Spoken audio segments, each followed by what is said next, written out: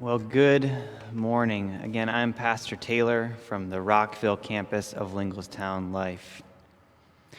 What I want you to do right now in your minds, in your imagination, and if you're online with us, to write in the chat, I want you to describe what you think a garden looks like.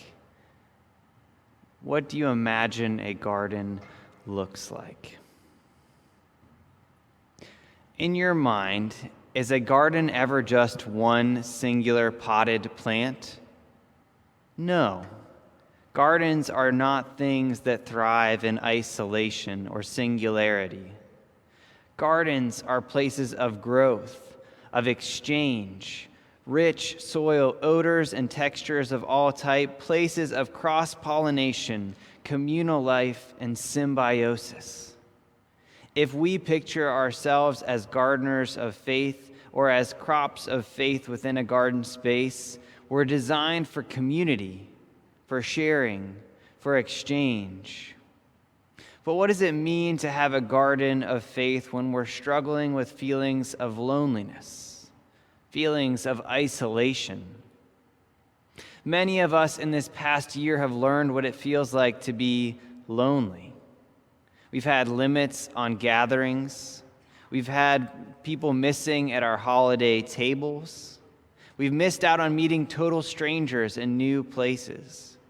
Weddings, baptisms, and funerals have been smaller and sometimes more somber. People are trying to do their best, but are often feeling isolated. Even for me, as an extreme introvert who could go days alone, I've missed people. I've felt lonely.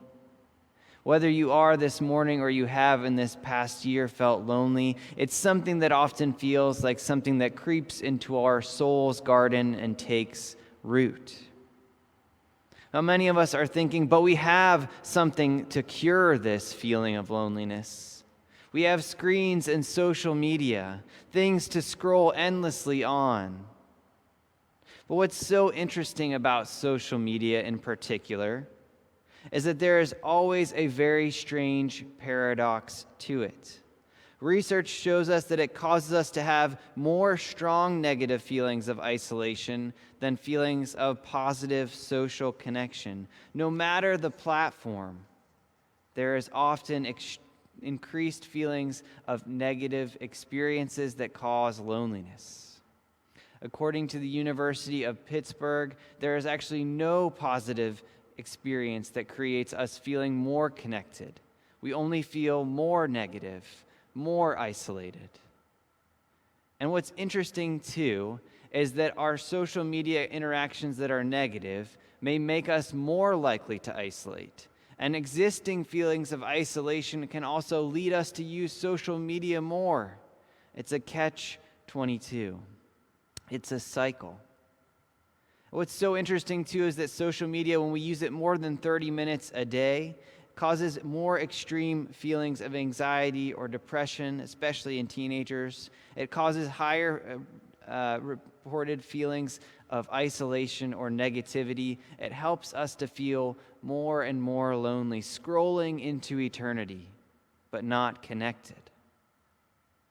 But fortunately for you and for me, loneliness is something that actually connects us to the people of the Scriptures. In John 4, Jesus intentionally goes through the area of Samaria.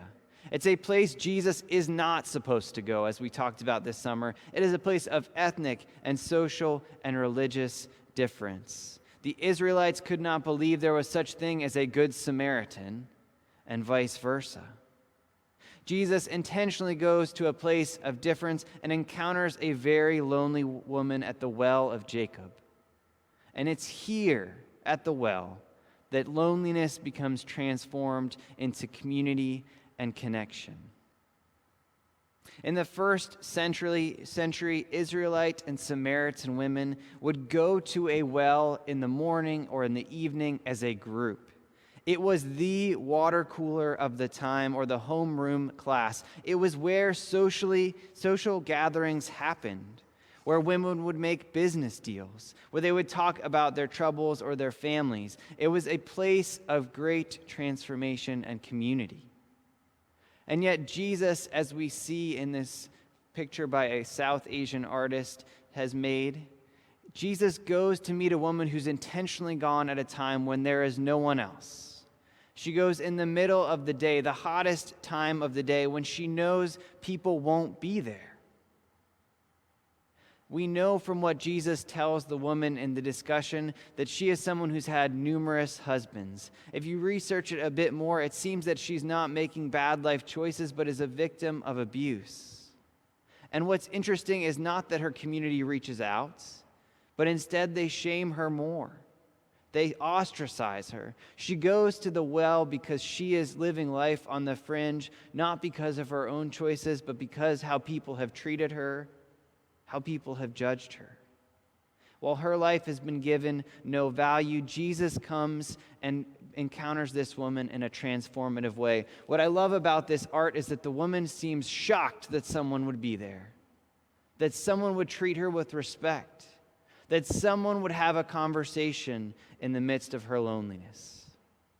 Jesus encounters her at the well and brings in life.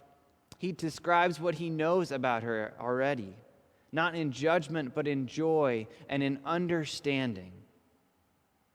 And what is interesting to me, too, is that in verse 26, Jesus tells her that he is the Messiah. He has 12 people following around who he has not revealed that to yet.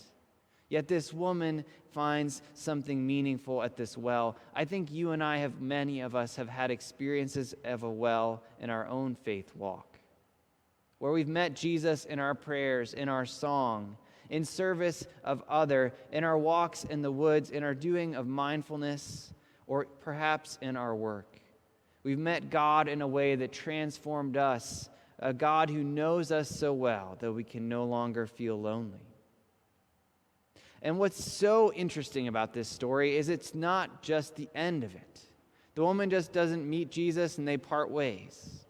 Instead, she goes from being the community outcast to the community organizer. She goes into the Samaritan town, calling people out of their homes, knocking in every door, ringing every doorbell. She's going out to the people who've judged her, who've made snide comments. In today's world would have blocked her profile. She invites them out to meet Jesus. She goes into the world that avoids her, bringing in liberation and relationship. That's a beautiful thing to do. In scriptures, in verses 39 through 41, we read this: "Many of the Samaritans from that town believed in Jesus because of the woman's testimony. Her testimony was this: he told me everything I ever did." If I was just to translate that off the cuff, he understood me. He saw me. So when the Samaritans came to Jesus, they urged Jesus to stay with them, and he stayed for 2 more days. And because of Jesus' words, many more became believers. Because a lonely woman met a God who transformed her, she transformed her community. She goes from being the one who's cast out and on the fringe to the community organizer. And I want to change gears. If you're in the chat, I want you to answer this question. Do you know who the 3 sisters are? Maybe you have 3 sisters and that's what you think the answer to this is. But what is interesting to me is this gardening term, the 3 sisters. It comes out of the Iroquois and Navajo cultures in the United States. It's actually very different depending on where you are regionally. But traditionally, it's a practice of planting corn, squash, and beans all together in spring or in summer. You see, these 3 crops, they grow okay when they're on their own. You can grow some beans, you can grow some corn, but often it takes too much from the soil. Often you need a lot more pesticide to keep it under control. But what's interesting is if you grow corn, squash, and beans, the 3 sisters together, they benefit each other greatly.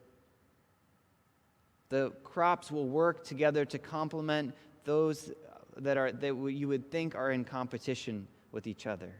Corn provides tall stalks for the beans to climb up. so that they can get above those squash vines. Beans give nitrogen into the soil and actually help stabilize the corn if there's wind. The beans add a lot of nitrogen to help both plants. And the squash plants keep the ground shaded so that the soil can keep in a lot of moisture. These three sisters work okay if they're alone or isolated, but they work incredibly well to transform each other when they're grown together. As people of faith, we need to be like the three sisters, living our lives in community with God and with others. Jesus invites us into a connection with Jesus and with our faith community and the community and world at large. We need to have relationships that are symbiotic, helping the other to grow. That's one thing that I'm excited about what we're doing at the Rockville campus. We're going to be creating a community garden. It's a place where we as church people can go and be present. It's where God can show up in our neighborhood, and it's where our neighborhood can have a safe space to make meaningful relationships with each other and with us. I've worked at a few community gardens in my short life, but as I've done that, it's been in the place of extreme transformation and where I feel like I've met God very closely. I worked at one rural church that had everyone over a certain age. It was all very monochrome in ethnicity and race. And yet in this garden, there was tons of new life and interesting ways. There was families of all ages, kids for the first time. There were people who were speaking multiple languages. It was diverse in color and in creed. It was a place where the sacred was meeting the ground. I often felt like Moses having to take my shoes off to walk on holy ground. It was a place of community connection. So what you can do is, if you're interested in getting involved with the community garden, is reach out to me. We're going to be starting it in the next few months, growing seeds into seedlings and seedlings into plants. We're going to be trying all sorts of other cool initiatives as well. So also, if you're interested, we are going to be giving out seeds so you can experience some growth in the midst of February. On February 7th at the Linglestown campus, you can pick up your seed packets, grow them at home, share them with your friends. If you're at our Rockville campus, you can pick them up the next day, Monday, during our community classrooms. This is a way that you can experience growth, see God's work at work. And you can also do it to make connection with us and our neighborhood. And you can do so much more as well. If you don't have a green thumb or a wannabe green thumb, you can still live out what the woman at the well learned. You can reach out to Jesus if you're feeling lonely, or even if you aren't feeling lonely. Find time to go to your well. Whether it's reading scriptures, praying, singing, walking in the woods, doing mindfulness or yoga. I myself, every week, run along the Susquehanna River, and I just speak out loud as if I am at a well. I mean, it's a much faster well, technically, but it's a place where I meet God. Where can you reach out to God when it's easier to scroll or use a screen? How can you reach out to someone else? You see, when we get connected with God, we are pushed to get connected with our church and our community at large. So reach out to someone this week who you may think is lonely. If you feel lonely, don't be embarrassed. Reach out to someone. We all can afford to make time for someone else in our life, some sort of intentional conversation.